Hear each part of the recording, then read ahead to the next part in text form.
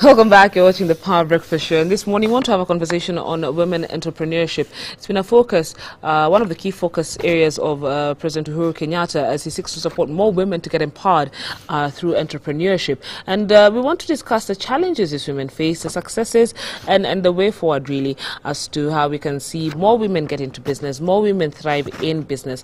And this morning, I'm joined by Joy Kula. She's a coordinator of the African Women Entrepreneurs Program, the Kenyan chapter, and Ms. Caroline Kaberia. She's a relationship manager, trade and finance at UBA Bank. A very good morning to you, ladies. Thank you for coming. We'll start with you, Joy, and we want to know who is AWEP. You know, what is AWEP about?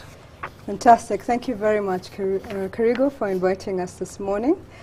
First, greetings from AWEP Kenya chapter, from our chair lady, Zora Baraka, our CEO, Nancy Gitonga, and the entire AWEP fraternity, entire AWEP. Just a little bit about AWEP. AWEP is a U.S. State Department initiative. It was actually launched by the former U.S. Secretary of State, Hillary Clinton. And she's very passionate about empowering African women to promote business growth and also enable them to access more markets into the U.S. and become leaders in their communities where they're at. So at AWEP, we're passionate about empowering women to also access U.S. markets through their Goa platform. And we want to do this by also strengthening their capacities as women and informing them on these opportunities that we have in the U.S. and other global markets. Okay, yes. So your target audience is women. What's the age bracket? Okay, so really... age bracket and, social class. Okay. Really, AWEP is open to any woman. So it could be a woman down in the rural areas. It could be a woman here in the city. It could be a student in the college. Okay. But I will say also we're not really just restricted to women. We also reach out to the youth and the men because we're also sensitive on men. Okay. So we also have various initiatives that we also engage youth and men. But our primary focus really is on the African on women. Yes. All right. Caroline Kaberia, you work for UBA, a bank that is regional. I'd like to know how Kenya is doing compared to other countries when it comes to women in entrepreneurship. Okay, thank you very much, Kirigo, for having us. Yes, I'd say that because our bank is global, I'm able to, look at research that's showing in Kenya we have more women. I think in Kenya and Nigeria we have more women in entrepreneurship than any other country. Okay, so we are making strides somewhere. What about you? Yes, because AWEP is also a regional body. Is it the same? Yes, we actually have over 20 chapters across Africa. We're in Botswana, we're in Zambia, we're in Seychelles. So we have various regional outlets of AWEP. Yes. And Kenyan women are doing well compared to the other women when it comes to entrepreneurship? Yes, I think we've seen a lot of trends with the women being more interested now in entrepreneurship. A lot of women wanting to understand how to get into this. Okay. And women feeling that, I'm in the corporate world, yes, but, I want something else. So we have seen that steady growth of women in entrepreneurship. Okay. We've seen the current government really focus, on women and youth, releasing a lot of money for these two categories. But then we've also seen the president wake up and get really upset and say, listen, the uptake is very, very slow. And because we're speaking on women entrepreneurship, I'd like to know from both of you, what seems to be the challenge? I think, Carol, for you it would be from a banking perspective, and then for you from your setting, a women entrepreneurship group that seeks to empower women. So I'll start with you, Carol. Okay. I know statistics, yes, have shown that the uptake has been almost non-existent because we're not tapping into it the way we should as women. And for me, I feel that it's the lack of knowing. The forums that I've attended that we're trying to sensitize people on the directive that the government has given in terms of the uptake for the 30% in terms of youth and women and persons with disabilities. I don't think there are enough people who know. And that's why we're partnering with women groups just to see how far can we take it to, how many counties can we take it to. Is the person in the rural areas, are they able to get this information that the government has given a directive that, financiers such as ourselves should partner with them and be able to just finance them to be able to take up these tenders and procurement opportunities. So I feel people have not yet been made to know. It's lack of knowledge. For you, it's lack of knowledge. Yes, it is it both at the city level and the rural area, or is it just, you know, in the rural areas? Is it how is when you look at statistics and when you look at research, who is most affected? Okay, mostly the rural areas. Though even here in the city, you'd be surprised to know there's some people who just do not know about it. But I'd say mostly in these forums, what has come out is the suppliers are saying in the county levels, you know, even just the officials are not well aware of, you know, how is this directive? Yes, how is it supposed to be done? How am I supposed to access this 30% that the government is saying will benefit me as a woman or as a youth or as a person with disabilities? So mostly the rural areas. I think here we've tried to sensitize enough. Yes, but the rural areas is still lacking. All right, what about you, Joy? Definitely, I would agree with Caroline. I think one, it's a lack of access to information. I was at the presidential luncheon that was last week by Uhuru Kenyatta, or President Uhuru Kenyatta, and you know, it was really sad hearing him say that, look, my government has given, you know, I think all last year is 200 billion, and at another meeting I attended, they actually said last year I think only 6 billion had been accessed. You know, and there's more funding that was given this fiscal year. So I think one, it's a lack of information as women, and then two, I think there's that, you know, that fear of, you know, this is government, how do we approach it? And maybe women just feel that they'll find a lot of barriers when they go. And so I think it's an issue of mindset also, and not being able to actually go out and find out what are some of these opportunities. And then also at other forums we've attended, I think just barriers that they face. So maybe they've started the process, they've gotten the women's certificate, but now going through the tenders, maybe they don't understand exactly how do they access these tenders. So I think it's being able to have a platform where women can just come, talk about their challenges and what are some of these challenges they're facing, and then now we link them up to the government and how we can simplify. Because I think that's another issue. I think as women we feel this process is too complicated. You know, and so somebody decides, I'm not going. But I will say, I actually visited Treasury House on 9th floor, and I must say I was very, very impressed. I mean, they break down the process for you, take you step by step on what you need to do. And I think we need to encourage more women to actually understand the process, and we're doing that through some of our initiatives at AWEP. You know, come and understand the process. What does it take? How do I go about it? And how do I actually access the standards? Caroline, for a very long time, you know, many people have believed banks have been very hostile, towards, and mostly women and youth. Do you see the need then for banks to change that? And if so, how would they be able to do it?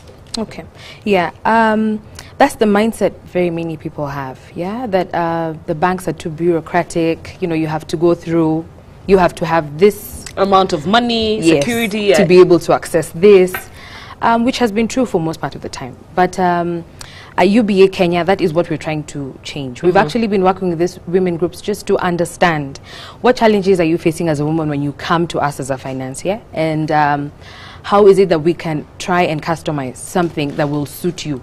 Because the truth of the matter is, like she's saying, other than the lack of knowledge, like I said, that there's this 30% that you can access, there's also the issue of I'll come to the bank and then they'll ask me for this collateral. I don't have this title deed. I'm not rich, or I'm not this. And we're just trying to make products that will suit this 30%, because we understand that the youth have just come into the market. They may not have the collateral that banks are asking for. We understand that persons with disabilities, some of them, when they come to us, they tell us, I'm more confident enough because I know you're looking for a certain criteria of a person. And I don't have probably statements dating back. So we are trying to, you know, break away from that hostility that many people are saying that banks have, and just trying to come to a place where you level it down to, you know, this youth has the potential to do this procurement. So how is it that we can assist you? So I think it's for people to change their mindset and just walk into a bank. Walk into a bank and come see what we have for you. Because I mean, the other day I encountered some young men and you know, trying to explain to them what exactly this involves, and they're saying, no, that's too much work and it's too scary walking into a bank and we don't have collateral. So you're saying now you've decided as banks you need to come down to a basic level of understanding, I guess, to see more people get into that. Okay. Yeah. Joy, this is for you, because you work with, you know, women entrepreneurs one-on-one. We've seen financing tends to be a challenge for women. What else would you say is a challenge for women entrepreneurs in the country? Okay. From our research and most of the women that we've worked with, I would say mainly 3 categories. So one is access to information. I think that's been very key. Like we're talking about accessing the government tenders that are there, access to information in terms of, you know, what are the markets out there that one can engage in terms of trade. Another issue has been access to markets. You know, you have your farmer in Kericho or, you know, that farmer in Kitui. They're growing their crops, or, you know, they're in agriculture, but they don't have that access to market. Okay, so they either, whether it's local market or a global market, they don't have that access. And the other has also been access to networking opportunities where they can come and network with other maybe entrepreneurs as themselves, collaborate, exchange information.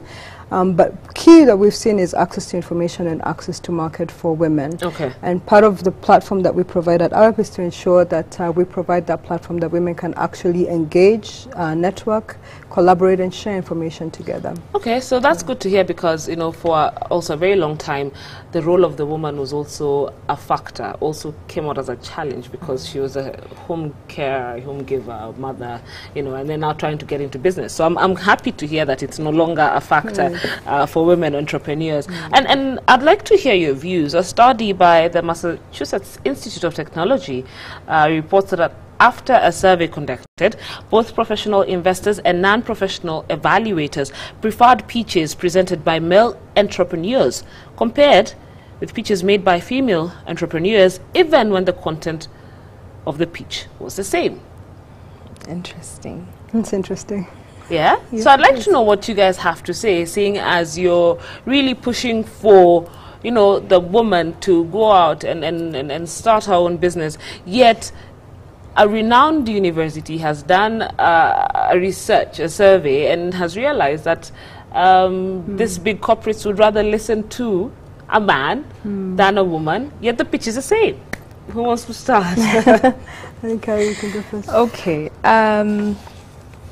I've always thought probably something like that is a mindset. For me, I wouldn't quite get the generation that I've grown up in. I wouldn't get why you'd prefer the male to the female. But as I said, I think that's a stereotype or a mindset that people have. But for me, I'd think we should have, like we have been campaigning for, equal opportunities for both. I'm not saying that what all men can do, women can do, or what men can do, women can do better, because some people say it that way. But then I tend to think, let's give the woman a chance, let's see what she can do, rather than stereotype it and say, oh, because she's a woman she can't, because she's supposed to be a caregiver and she doesn't lift the heavy things that a man can, that she can't do. For me, it's let's give these women a chance. I think they're going to take the world by storm. Okay. Yeah. What about you, Joy? I couldn't agree better with Carol. I think women are driving the economy today, and I believe women have a big opportunity. I would say maybe sometimes it's the preparation that's required into how you do a pitch. Maybe that is something that needs to be looked at a bit more. But I think women are leaders. They are taking opportunities out there, and they are becoming global changes. So I think I agree with Carol. Let's give women an opportunity, and you know, let's work together. I think sometimes women will become our own worst enemies. You know? So I think we all have been given an equal platform, and women should stand up and take that opportunity. Okay. Carol, I'd want to hear what you have to say. Kenya has been applauded by the UN as being the first country to go, or rather to have the highest penetration of bankless transactions.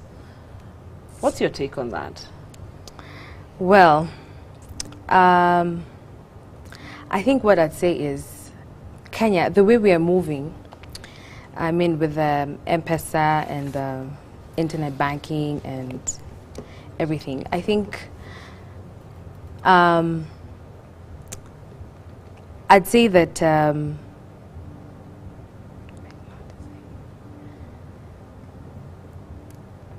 soon, you know, like now at UBA, let me give an example. At UBA, we're just trying to go bankless by having like red shops rather than have a banking hall in itself or an ATM. So for you, you see the issue of mobile money transfer being very important in ensuring that you keep your customers. So for you, it makes sense as well, going bankless at the end of the day. It does. Okay. And it's because we're also becoming a 24-hour economy and people are working all the time. So I see we're soon not going to be in that position where people are walking into a bank to be able to transact. I just feel like we're going to be able to transact from wherever we are without having to go to a bank necessarily. Yeah. So okay. All right. It is said women in the business world tend to be bullied a lot. Yes. Joy. They say, I met a lady last week who says she has to pay certain people 20,000 shillings a month for her business to stay afloat, for her not to be harassed. Yeah. And it for her, she said, that tends to frustrate me. You know, sometimes I feel like I want to close shop. I can't do this anymore. Have you heard anything like that? And if you have, what do you think needs to be done to ensure that this doesn't happen? Okay, yes, I'll give actually a personal example to answer that question. Just recently I was with my friend and we're driving on one of the highways and we got stopped by the police. And immediately we got stopped. Well, they said we were overspeeding, which, you know, beg to differ. Is debatable. It's debatable, exactly. And, you know, immediately they said, you know, you either give us 10,000 or we're not letting you go. You know, or you can park your car, you know, go look for 10,000, but, you know, or if not, you'll have to leave your car here and it gets towed. And, you know, immediately I called a friend of mine and, you know, she said, no, that's not the law. You know, and she advised what the law says, that you actually have to go before the court and you cannot actually pay the cash. And I think that goes back to being informed. I think as women it's important to be informed, know what the law says. For the woman in this scenario, I think it's important to go back because what you've just shared sounds like it's not legal. What does the law say about it? And know your rights as a woman. I think that is one of the ways that you can protect yourself. And then also, I think we have more bargaining power as women when we come together. So in a scenario like this, if you're already in an association or a group that you can be able to lobby on issues such as this that reduce harassment of women, whether it's in the workplace or in business, I think we have a higher bargaining power towards that. So I want us to touch on to that because, like we were saying earlier, there are those who would like to be, you know, in the association, and then there are others like me who would not want to be in an association. Right. Do you still have room for me? Absolutely, absolutely. I mean, even as an individual, I think we must be able to educate each other as women and also be able to know what the rights are, what the law says. And I think that for me, that particular experience was so important for me because I realized if you don't understand what the law says or if you're ignorant to it, then you get taken advantage of. And so I think it's important for us to be well equipped in terms of information and be able to also empower other women through information. Okay. And you spoke earlier about connecting the female entrepreneur to international markets because that's an issue, tends to be an issue, you know. Right.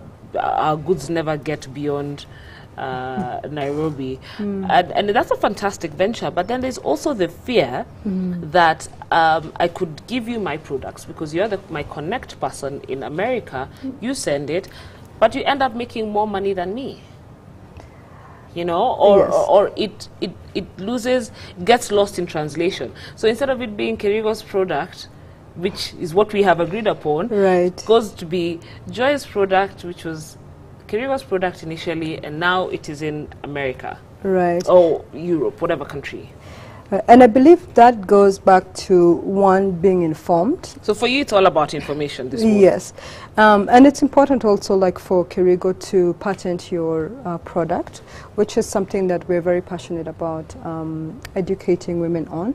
By the time your product is leaving Kenya, it should really be patented. Okay, and so we work closely with the government to ensure that most of our members with their products have their patents done before, or copyright for their products before they leave the country, so that you avoid situations like that. But I understand what you're saying. You know, like I was sharing with you before, I was in Texas for a couple of years, and I remember going into Starbucks, and they would have this Kenya chai, you know, very well branded displayed, place, yes. branded out there. And you know, one day I got thinking, I was like, I wonder if that woman in Kericho who plucks those leaves understands the role she plays in the global economy. And that's what we want to do. We want that woman in Kericho, that woman in Kitui, that woman in Kisii, to understand that she's playing a very critical role towards the growth of the global economy, and understand that she's not just you know, a farmer. You know, how do we turn that agriculture into agribusiness? How does she see herself as part of this value chain system and the key role that she is playing? So it's an entire process, and that's what we're trying to do, to ensure that we give a complete value chain that is clear, and you understand that I'm not just doing mangoes in Kitui, but these mangoes, by the time they get packaged, by the time they get branded off to the US, this is the role that I've actually played as a woman. How do you deal then with the competition that comes about in such a scenario, in the sense that Carol and I are both mango farmers? She has better mangoes than I, you know, but we are both under the same organization, that being AWEP. How do you deal with that? Okay, to be honest with you, Kerigo, the market is really not a hindrance to us. I'll give you an example. Like I said, we are a US state initiative. And so we have access to US markets like the Walmarts. Okay, so Walmart has over 140 stores. You know, there are 1,000 stores across the globe. Cara herself cannot produce mangoes enough to send to the US. So there is enough for everyone. And I think that's another issue of mindset. Because if you look at yourself just within the Kenyan economy, then I think you limit yourself. But we are providing an opportunity, because we have access to Walmart, we have access to Target, we have access to TJ Maxx, Pick and Pay. And these are all stores that are actually coming and saying, we want to work with African women entrepreneurs. So in terms of access to market, I mean, that is something that we have the access to. And we actually need, I will actually say, we need more women getting involved and taking advantage of these opportunities. So let me ask, let's do it, you know, simple. I'm a member. I come and register with you. You pick my goods. You go look for markets. I'm just trying to explain to the common Mwananchi, and I'm hoping I got it right. You go look for markets. Then now, how do I get my payments back? Okay, actually, let me correct you. What you do, you come as Kerigo and you say that you want to export, let's say, your mangoes. So what we first do is we equip you with the relevant information that you need. So what are the standards, working closely with KEBS and Ministry of Industrialization that we've partnered with, so you understand what are the standards required, because different global markets will have different requirements. So we ensure first that your product is up to standard and as of the requirements that have been given to us. What we'll actually do is we will not necessarily be the ones to go to Walmart. What we actually want to do, and it's through the program I was telling you, I will actually connect you to Walmart. Okay? And Walmart has a program, for instance, that we're doing now, where they actually will work with you for a year. It's in partnership with the State Department and Micromentor, and they can actually train you and mentor you for a year. Ask Kerigo, how do you get to supply to Walmart? So we're not taking that opportunity away from you, because then I think it really beats the purpose of saying we want to empower women to have access to US markets. And so we get more women to understand what the process is, to understand what the standards are, and get them directly linked to this market. So and allow me to say, actually in August there is a forum that's happening in New York. It's called the NY Now. Our chairlady will actually be attending. This is a platform that will actually have 30,000 global buyers, okay, and about 14,000 exhibitors. We want you to go for forums like that, because then you have the access to market, direct access to the market. They will train you. They'll actually be doing trainings there, and you can actually then ask Kerigo, how do I actually get to supply to this various retail stores, and they'll mentor you. So we do have those programs, and we really want women to plug into them. Okay. Carol, let me come back to you, and let's just talk about women and banks. You know, you've started this program where you're trying to see women access this money, a lot of money that is there for them. Yes. How is the uptake? Is it coming up as fast as we want it to come up, or we are slow, we are a bit scared? We're still very slow. We're still very slow. Yes, we're still very slow. There's some uptake, but just like statistics are showing, it's not the way it's intended to be. So I'd encourage more women to just, you know, come and take what's theirs. Yeah? All this money is available to them, but then the uptake is slow. Maybe because of that fear we've been talking about, you know, in these conversations we've been holding. Yes. Maybe it's that lack of knowledge, as we're saying, or maybe it's just that mindset that banks will not give me, or this procurement process is not for me. Yes. Yeah, so I think you there's more to be desired. Well, I think you have to talk about it more to ensure that we hear it, it's drilled in our heads. Exactly. If you can allow me to say, you know, I worked in the corporate world for a couple of years before I went into entrepreneurship. And there's something I'll definitely say is it's actually uncharted waters. You know, it's not a very clear path. And so I think a lot of times where we maybe fail as women is we try to do it alone.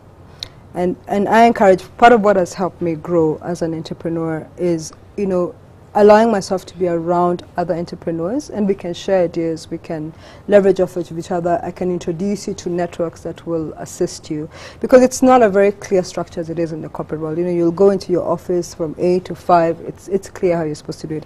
With entrepreneurship, it's different, and actually they say you should give in 200% of your time vis-a-vis the 100% you give. Well, which is true, Joy, but then I'm coming from this lady who'd want to be an entrepreneur, but and you're telling me I should talk to other entrepreneurs. There's that fear of, one, exposing myself.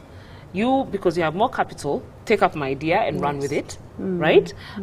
Two, the fear of what I was telling Carol, coming to a bank and, you know, the bank tells me, sorry, you don't have collateral, you don't qualify. Yes. That also we need to understand that it's a big issue, you know, and I think it's something we need to talk about more.